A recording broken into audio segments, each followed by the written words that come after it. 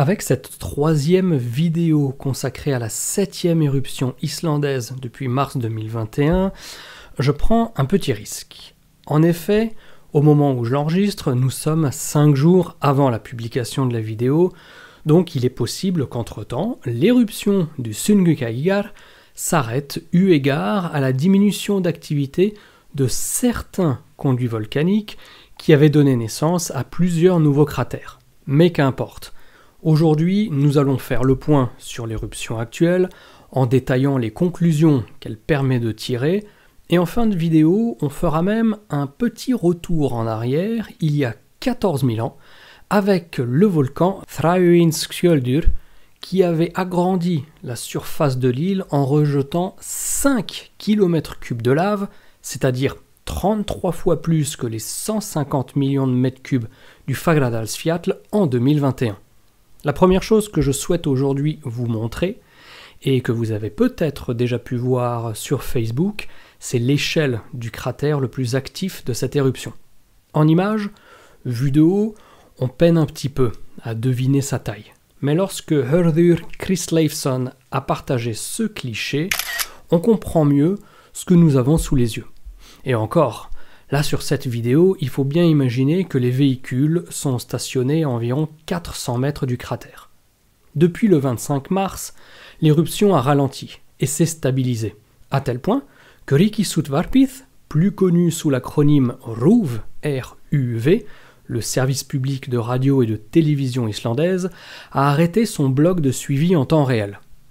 Maintenant, l'éruption poursuit son petit bonhomme de chemin, et si elle passe dans quelques jours le cap des 3 semaines d'activité, elle aura rejoint, en termes de durée, les éruptions d'août 2022 et de juillet 2023. Ce qui confirmerait ce dont je parlais dans la vidéo précédente. Les très courts épisodes éruptifs, 24 à 48 heures, de décembre, de janvier et de février dernier, respectivement les 4, 5 et 6e éruptions de ce long épisode éruptif, n'étaient que des tentatives avortées d'un magma qui cherchait à sortir. Seule une partie y parvint, donnant ces courtes durées, très courtes durées. Mais sur cette 7e éruption, le magma semble avoir, entre guillemets, correctement eu accès à la sortie désirée. Nous pouvons donc tirer plusieurs enseignements de ce comportement. D'abord, les 3 dernières éruptions étaient probablement, il faut toujours conjuguer au conditionnel, étaient probablement des anomalies et ne représentaient pas une nouvelle forme d'épisode éruptif. Ensuite, avec un magma qui semble avoir trouvé son chemin, se déversant en grande quantité, on peut imaginer un retour à la normale avec des périodes d'accalmie plus longues entre les éruptions. Et enfin, si accalmie il y a, cela veut dire aussi que nous ne serons plus sous le joug d'un magma diffus qui cherche à percer un petit peu partout en menaçant une région clé de l'Islande, avec une ville, plus de 3000 habitants, avec Grindavik, Svartsenki, la centrale géothermique qui alimente en eau chaude 10% de la population du pays, et le Blue Lagoon, un lieu essentiel à l'activité économique touristique du pays. Certes, vous savez peut-être que je ne suis pas fan du Blue Lagoon, car j'ai mes adresses plus authentiques et plus éloignées de la masse, mais cela n'empêche pas que je puisse reconnaître à ce fameux Blue Lagoon une réelle vertu économique pour le pays. Avec une éruption stabilisée, mais toujours active, on peut se permettre de rêver en imaginant que cela puisse durer encore 2 mois. C'est très peu probable, j'en conviens, mais avec la saison des voyages 2024 qui débute le 9 juin prochain, pourquoi pas rêver un tout petit peu d'une éruption active et accessible, comme il y a 3, 2 et 1 an. J'en profite d'ailleurs pour m'adresser aux très nombreuses personnes qui m'ont contacté pour participer au voyage de la saison prochaine, l'année prochaine. Les dates seront annoncées très prochainement, donc surveillez bien vos boîtes mail aux alentours de fin mai, début juin. Et pour les autres qui auraient en projet de participer à ces grandes aventures en Islande, vous retrouverez le lien dans la description de la vidéo avec toutes les infos utiles, ainsi que le formulaire qui vous permettra d'être averti en priorité dès que les dates seront fixées avec les inscriptions ouvertes. Grâce aux digues entourant Grindavik et la faible quantité de lave déversée, ces champs de lave demeurent sensiblement les mêmes en superficie, tels qu'on le voit sur cette carte, où le violet et le fuchsia foncé représentent cette dernière éruption.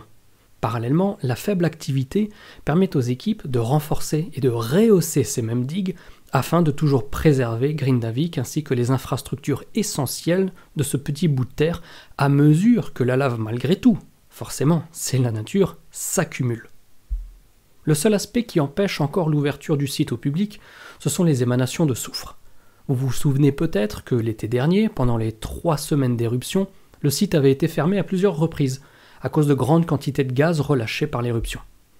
En ce moment, nous avons encore un nuage suffisamment important pour ne pas vraiment prendre de risques, on va dire. On se souvient aussi que l'été dernier, une personne fut hospitalisée car elle n'avait pas du tout suivi les consignes de sécurité, tout en étant en plus déjà dans un mauvais état de santé.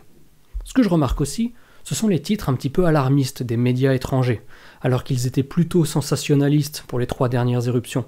Certes, il y a eu 3 maisons brûlées et une ville évacuée, mais pas de pertes humaines directement liées à l'éruption.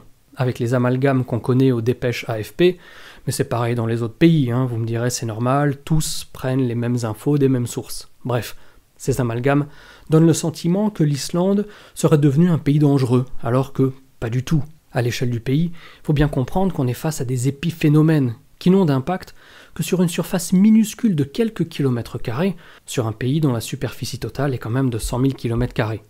Si on exclut la présence de Grindavik, c'est exactement la même chose que depuis 3 ans. Pour revenir à la pollution au soufre, l'éruption ayant lieu sur Reykjanes, la péninsule permet une circulation des gaz vers l'océan. On est donc vraiment sur un principe de précaution très scrupuleux, plus qu'un risque avéré. Parallèlement à cela, on a mesuré tout récemment de nouvelles hausses du niveau du sol sous Svartsenki. Cela montre que la chambre magmatique alimentant les cratères de Sungukagiyar semble se recharger entre 7 et 12 km de profondeur et que l'éruption pourrait continuer en formant ce qu'on appelle un volcan bouclier. Un volcan bouclier est caractérisé par des éruptions effusives, c'est le cas, produisant des coulées de lave fluides et lentes, formant peu à peu un cône relativement plat. C'est par exemple ce que nous avions en 2021 avec le Fagradalsfjall, même s'il n'avait pas pu arriver au terme de sa formation. C'est aussi ce que nous avons un petit peu partout sur la péninsule de Reykjanes depuis quelques milliers d'années, donnant un paysage très riche et dense en coulées de lave, recouverte de mousse, qu'il est un délice de traverser en voiture. Pour vous donner un autre exemple, il y a un volcan bouclier juste à côté, qui avait été formé il y a 14 000 ans par 5 km³ de lave. Son nom, je sais que vous allez adorer, c'est Thráinsskjöldur. Même si je l'avais mentionné en introduction, il faut bien se rendre compte de la différence entre 5 km³ et les 150 millions de mètres cubes des 6 mois d'éruption de 2021. 5 km³, c'est 33 fois plus que 150 millions de mètres cubes. Oui, 33 fois plus qu'une éruption de 6 mois qui nous avait déjà tous subjugués. Et là, sur ces images, regardez, nous avons le cratère, tout plat, entouré de lave, et là, dans la continuité des champs de lave, nous avons cette route, la route appelée Reykjanesbraut, traversant l'extrémité de ces champs de lave millénaires et qui à l'époque semblaient peut-être interminables, qui avaient d'ailleurs agrandi la surface de l'île. Voilà pour ce petit retour en arrière qui clôture cette vidéo issue directement de la péninsule de Reykjanes. Merci beaucoup les amis de l'avoir regardé dans son intégralité, et d'ici à ce que je vous retrouve sur la chaîne pour de nouvelles actualités issues de l'Islande ou d'ailleurs dans le monde, comme toujours, portez-vous bien et surtout n'oubliez pas de garder la passion. Ciao ciao.